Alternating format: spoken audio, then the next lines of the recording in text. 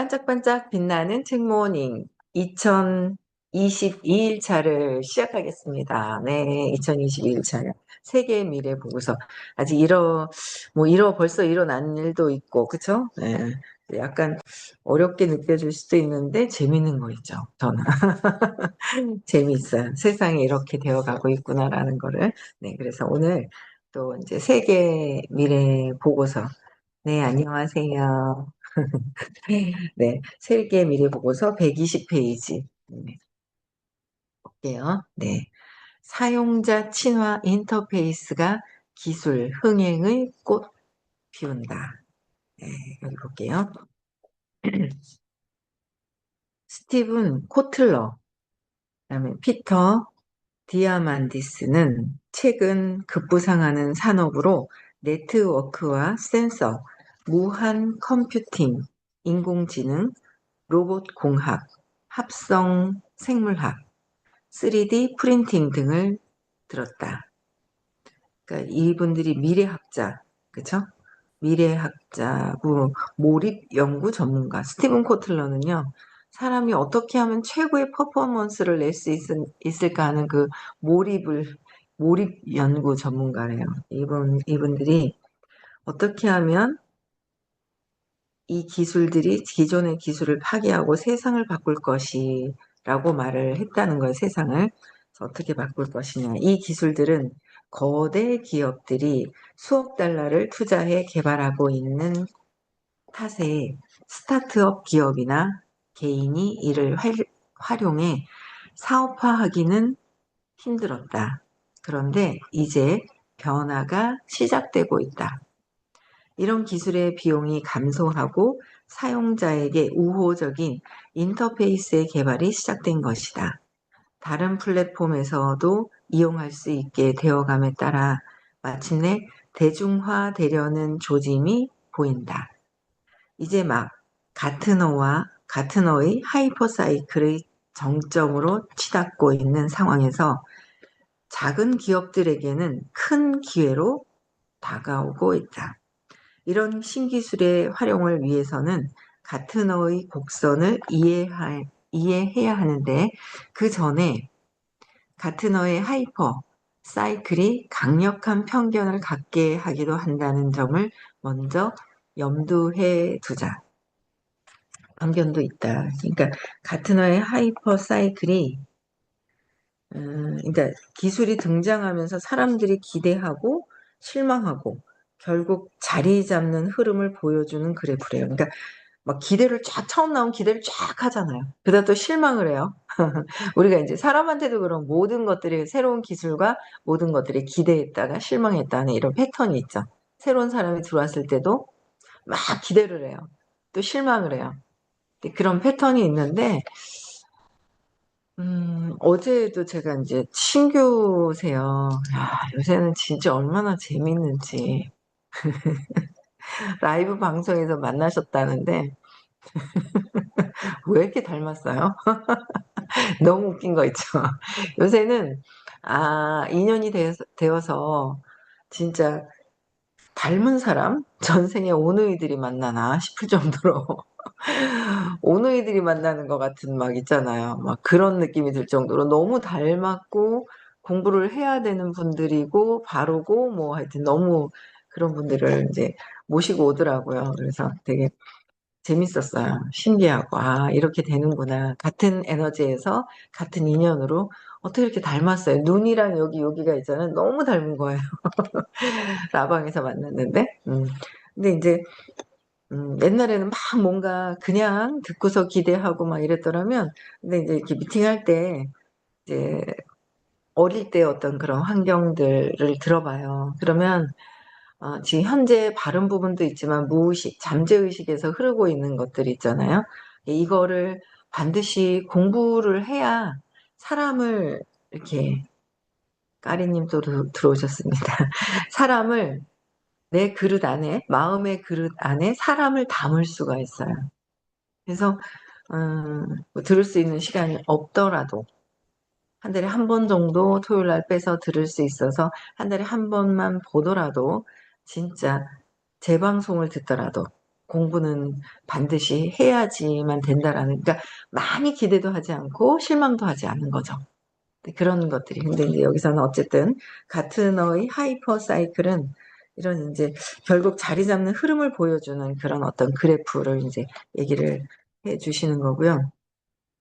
볼게요. 가트너 하이퍼 사이클은 가트너 리서치에 의해 만들어진 사이클로 새로운 기술이 시장에 나오는 과정과 그 기술이 돌파, 이동하는 전형적인 패턴을 설명해 준다. 새로운 기술 도입이 시작되면 추진력을 얻고 그 기술은 점차 큰 관심을 받으면서 기대치의 정점을 향한다. 정점을 찍은 뒤에는 급속한 실망과 환상이 깨지는 상황을 맞는다. 어떻게요? 정점을 찍은 뒤에는 급속한 실망과 환상이 깨지는 상황을 맞는다. 결혼도 그런 것 같은데, 그쵸? 쫙 결혼했다가 특히 남자들이 여자들한테 환상이 깨지는 시간이 있다 하잖아요. 모든 것들에서 이런 부분들이 사람 마음, 사람의 그 마음에 심리적으로 바라는 마음 때문에 그런 것 같아요. 그렇죠? 그래서 그러고는 서서히 실제 제품들이 나오면서 마지막에는 생산의 정점을 맞는다. 다시 말해 기술이 처음 나오면 단기적으로 무한한 가능성에 대해 모두가 과도한 기대를 하며, 과도한 기대에 마음이 하는 일이죠. 기술은 초기 과대 광고로 이용자들의 기대감이 정점을 찍는다. 다음 단계가 기술은 등장했지만 이를 활용한 제품이 나오는 데는 어려운 점이 많아 환멸의 추락을 막고 기대치는 최저점을 찍는다. 이 지점에서 많은 기술이 소멸하는데 여기에는 제품이 성공적으로 생산되는 경우도 포함되어 있다. 이걸 보니까 제품 얘기가 아닐까, 그렇죠? 우리 막 쫙 있죠. 막 기대를, 저 조그만 여기에 있잖아. 뭔가 있다고 다들 막 쫙 기대를 했다가 있잖아요. 너무 막 기대를 해요. 그러니까 나만의 상상으로 기대를 했다가 실망하고. 근데 실망할 일이 아닌데, 제가 이제 저번 주에도 누군가 시스템에 들어와 있지 않은 분을 제가 만났어요. 만났는데, 저보고 이제 충고를 해주더라고요. 이 기계보다 먼저 쓰던 거를 같이 써야 된다. 그러면서 뭐 막 하는데 필요할 때 그렇게는 하겠지만 이거를 인식해주기 위해서는 좀 필요한 부분들이 있어요. 이 기계에 대한 티업과 인식을 해줘. 근데 이거는 너무도 정확하거든요. 이게 정확한데 한 번씩 기계 자체가 오류가 있는 것 같아요. 기계가. 이 어떤 데이터나 여기에 있는, 그러니까 기계가 왜 잘못 똑같은 뭐 전자제품이라고 해도 다 똑같은 성능을 가지고 나왔는데 기계 자체에 오류가 있을 수 있잖아요. 근데 그런 건 있는 것 같아요. 제가 찍어보고 저는 천이 안 나오는데 제가 천이 나오면 이거 기계 오류인데요. 저는 아직 천이 나오면 그 설탕 때문에 천이 나오질 않는데. 네.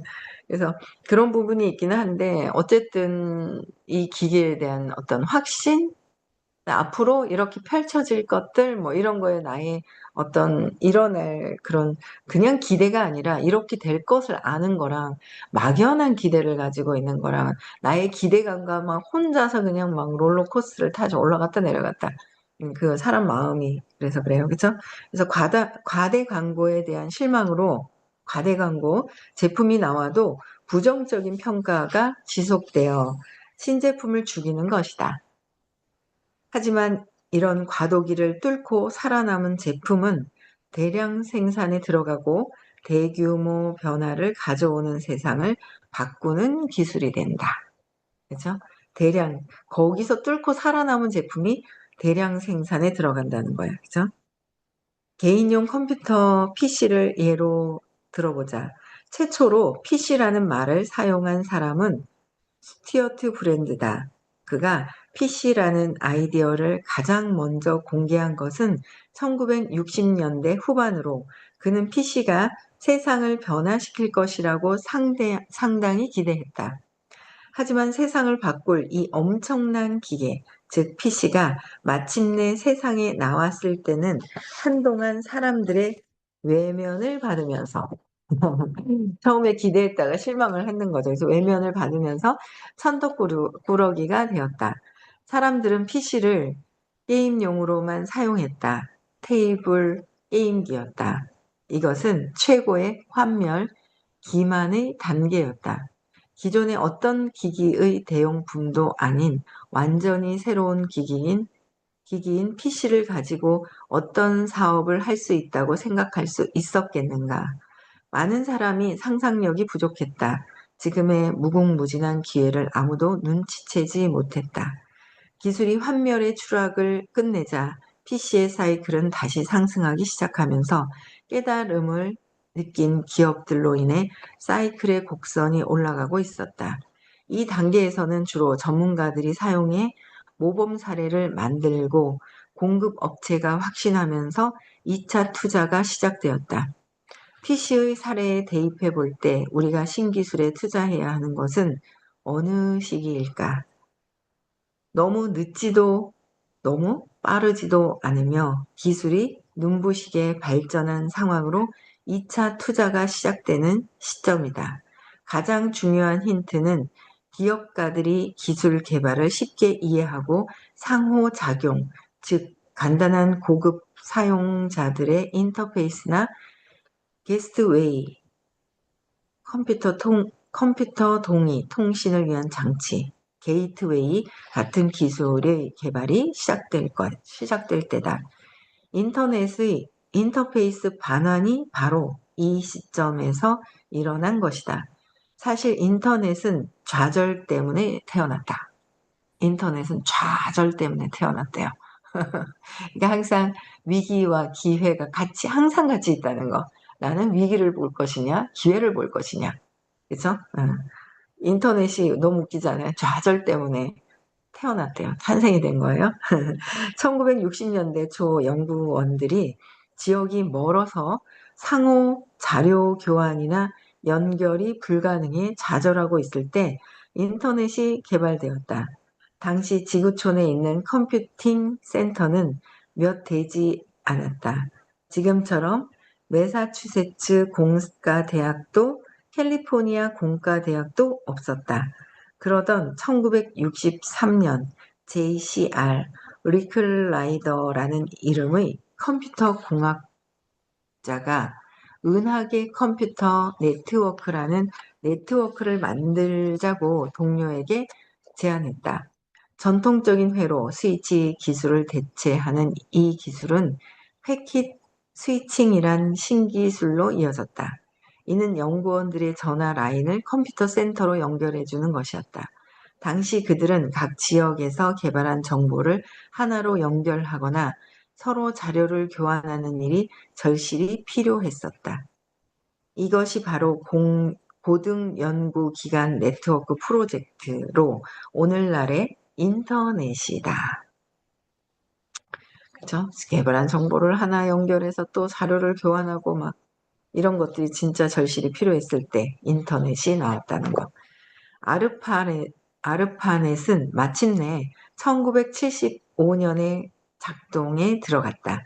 주로 텍스트 기반의 자료 이동이던 이 복잡한 네트워크는 주로 과학자들에 의해서만 사용되었다.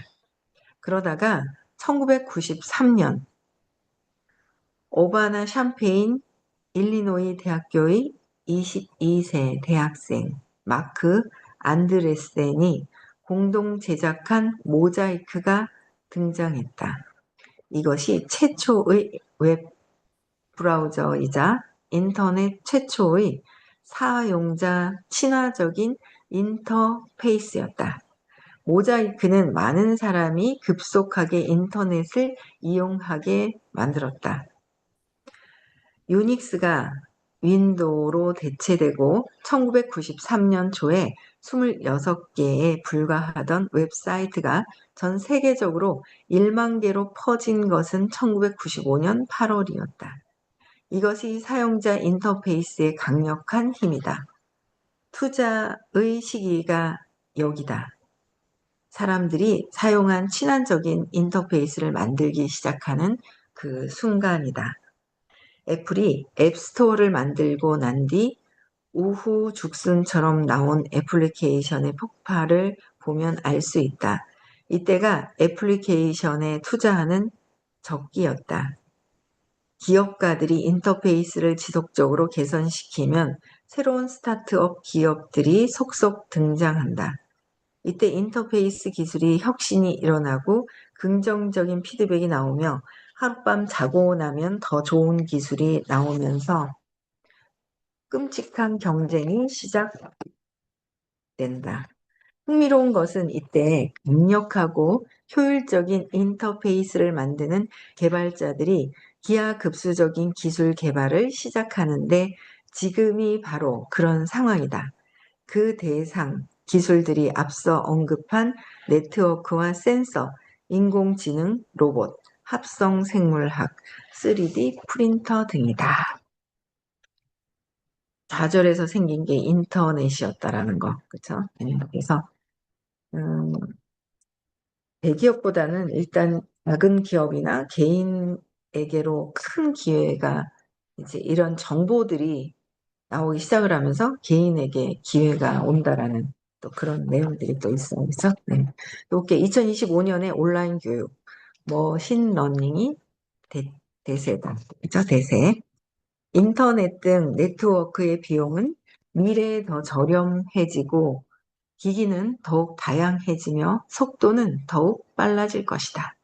그래서 들어온 게 이렇게 인터넷, 네, 들고 다니는 컴퓨터가 스마트폰이 생겼잖아요. 그죠? 기술 혁명이 지속되고 가속하기 때문에 이러한 추측은 그다지 어려운 일이 아니다. 어디서든 연결되는 네트워크를 바탕으로 쿠날 촐라와 벤 자페가 이름 참 우리 한국 사람이 볼 때는 쿠날 촐라와 벤 자페가 2025년에 온라인 교육의 변화를 예측하신 분들이에요. 예. 그래서 쿠날 촐라가 글로벌 컨설팅 회사의 파트너, 벤자벤 기술 플랫폼 비즈니스 모델을 설명하는 전문가라고 하시네요. 첫 번째, 넘쳐나는 컨텐츠. 그렇죠. 온라인 교육의 변화가 생겨서 넘쳐나는 컨텐츠예요. 교육 컨텐츠의 제작이나 출판의 진입 장벽이 극단적으로 낮아지며 엄청난 양의 컨텐츠가 제작, 출판될 것이다. 하지만 이들 대부분은 그저 그런 품질로 오히려 사용자들이 만든 동영상, 기사, 블로그 포스트들이 더 훌륭한 컨텐츠로 인정받으며 유행 선도자가 등장할 것이다. 컨텐츠 제작의 폭발적 증가는 수많은 컨텐츠가 전부 검색되거나 발견되지 않았다는 의미이기도 하다. 예를 들어 유튜브에서 곱셈 하는 법을 검색하면 30만 개가 넘는 결과가 나온다. 대부분의 컨텐츠는 품질에 관계없이 노출되므로 수많은 컨텐츠에서 양질의 컨텐츠를 찾아내는 기술이 필요할 것이다. 그쵸? 엄청나게 많은 컨텐츠들이 나오기 때문에 양에서 질을 찾아내야 되는 눈이 있어야 된다는 거죠. 양질의 컨텐츠를 찾아내는 기술도 필요하다. 상호작용의 밀착성. 두 번째, 온라인 학습지는 코치나 실시간 강사와 더 실제적으로 연결된다. 인스타 에듀나 유다시티와 같은 교육 기업은 연결성의 미래에 투자하고 있다. 앞으로는 브라질의 학교의 어린 학생들은 은퇴한 정년 미국인에게 영어를 배우게 된다. 지금은 존재하지 않지만 구글의 헬프아웃은 전문가와 학생들을 온라인에서 만나게 해주었다. 이러한 방식은 성공적인 미래형 교육 형태다. 브라질의 학교에서 어린 학생들이 은퇴한 정년 미국인들에게 듣는다는 거잖아요. 그렇죠? 교육계에 계신 분들도 리크루팅을 해야 된다. 세상이 이렇게 바뀌어가고 있다라는 게 아직은 아니야라고 얘기를 할 수 있다는 거죠. 아직은 아니야. 뭐 그래. 세월에 굉장히 제가 2026 트렌드 코리아를 딱 읽었을 때, 이건 현실인데, 지금 현재 트렌드인데, 미래가 아닌데, 라는 걸 느꼈다니까요. 그걸 딱 보는 순간, 선생님이 말씀하신 게 여기 다 있네? 지금 이러고 있네? 현실이더라. 그쵸? 근데 이제 미래가 바뀔 것들을 미래에 보면서 교육에 계신 분들에게도 네, 리크루팅을 사업의 기회를 전달을 하셔야 될 것 같습니다. 그죠? 또, 이렇게 또 다른 회사들은 코치나 강사가 아닌 자동화된 솔루션에 의한 교육 경험을 구축하는데 전력을 다할 것이다. 이 방식은 좀 더 확장성이 있다. 다만 강사를 구할 능력이 되는 사람들은 이 방식을 선택하지 않을 것이다. 온라인 교육이 보편화될수록 학습지는 그 가운데서도 더욱 개인화된 프로그램을 찾게 될 것이다. 강의를 직접 듣는 것은 지금도 충분히 비싸고 앞으로는 가격이 더 오를 것이다. 하지만 높은 가격에도 수요는 증가할 것이다. 인간 사이에 상호작용이 일어나는 이런 학습은 신분의 상징이 되고 일부 계층만이 그 비용을 감당할 수 있을 것이다. 높은 가격에도 수요는 증가한답니다. 시험의 변화. 세 번째. 교육 현장에서의 시험과 평가는 선다형, 즉 답을 선택하는 평가 방법에서 프로젝트의 포트폴리오 기반 표현 방식이나 시험으로 전환된다. 미국의 K-12 과정 유치원 고등학교 미국은 그렇죠? 학사 일정에서는 표준화된 시험이 도입될 것이다. 2002년에 모든 주에서 연례 시험을 치를 것을 규정한 나고 학생 방지법이 제정된 이래 이러한 시험의 용도가 커지게 되었다. 하지만 시험들은 갈수록 중요성을 잃는다. 미국의 기업들은 구글과 같은 기술 선도 기업을 따라 입사 지원을 받을 때 성적 증명서나 GPA, 미국 학생들의 학점에 해당하는 성적, 평가, 평점을 나타내는 GPA를 묻지 않는다. 이미 적어도 180개 정도의 우수한 미국의 대학생이 입학 사정에서 SAT, 대학 입학 자격 시험 성적을 요구하지 않으며 이 숫자는 점점 더 늘어나고 있다. 대학에서 입학 사정에서 이 성적을 요구하지 않는다는 거예요. 그래서 시험은 앞으로, 야, 희한하죠. 그쵸? 이제 이런 세상에 시험을 요구한, 성적을 요구하지 않은 거예요. 그래서 시험은 앞으로 프로젝트 기반 또는 제약이 없는 과업이나 성과 평가 시스템으로 전환되고 학생들의 학습 수요에 직업 시장의 수요에 맞출 수 있는 방향으로 바뀐다. 오늘날 우리가 직면한 한계의 하나는 평가의 한계다. 그러나 기계적 학습이 줄어들면 그 한계도 사라질 것이다. 반복해서 익히는 학습법, 기계적 학습이 줄어들면서 한계도 사라진다. 평가의 한계. 사람들은 개개인이 자기 신념에 의해서 평가를 해요. 그죠? 그래서 저 사람이 예쁜 것도, 미운 것도, 못생긴 것도, 뭐, 아닌데, 그죠? 아닌데, 우리는 평가를 하죠. 쟤는 이래서 그래. 저 사람은 이래서 그래. 이런 평가를 한다는 거야. 그래서 사업을 할 때도 열린 마음, 그죠? 확장, 유연한 마음을 가지고 있을 때 이 사업을 받아들이고 볼 수 있는 눈이 있어요. 그렇지 않으면 한계가 있어요. 내 마음의 그릇이 한계가 있다. 내 마음이 한계가 있어서, 찌그러져 있어서 그걸 펴야 된다. 넓혀야 되는 거야. 그래서 부하의식이 있는 거고요. 여기까지 하겠습니다. 여러 가지 모든 또 이렇게 시험이 성적을 보지 않고 대학을 들어가는 이런 건 또 이제 지금도 그렇긴 하죠. 많이. 이제는 돈 주고 장학금 주고 오라고 한다고 하더라고요. 네. 그래서 많은 변화들이 또 있습니다. 여기까지 하고요. 머신러닝의 상호작용은 내일 또 하겠습니다. 여기까지 하겠습니다. 네. 벌써 월요일입니다. 내일 화요일 부산에서 의식 수업, 부하 의식 수업이 있고요. 토요일은 서울에서 있고요. 5월 30, 31일 시크릿. 6월 21일, 그죠? 스폰서가 그 사람을 위해서는 끝까지 가자고 얘기를 해야 돼요. 근데 그 사람의 상황을 봐주기 시작을 했다. 상황을 봐준다. 계속 끝까지 왜 와야 하는가를 얘기를 해줘야 될 거예요. 그쵸? 네. 그래서 꼭 초대를 하시고요. 그다음에 올려달라고 했는데 그게 안 올라왔다. 그쵸? 날짜가 5월 며칠이죠? 네. 시크릿 입금하는 날이 요번 주인가요? 다음 주인가요? 다음 주인가 보다. 그런 것 같네요. 어제가 5일이었으니까 6일이고, 다음 주인 것 같아요. 그쵸? 다음 주인데, 그것도 좀, 제가 안 올려드리면 제가 올려드리겠습니다. 네. 네, 올려드릴게요. 그래서 또 6월 21일 또 다 모이는 날인데 엄청난 일이 일어날 것 같습니다. 그 안에 뭔가가 다 일어나가지고, 그죠? 뭔가 다 일어날 것 같아요. 그죠? 네. 그래서, 음, 집중해서 의식 성장, 사업 성장 하시는 날이 되셨으면 좋겠습니다. 네, 여기까지 하고요. 음소거 해제시켜 주시고 인사하고 마칠게요. 네.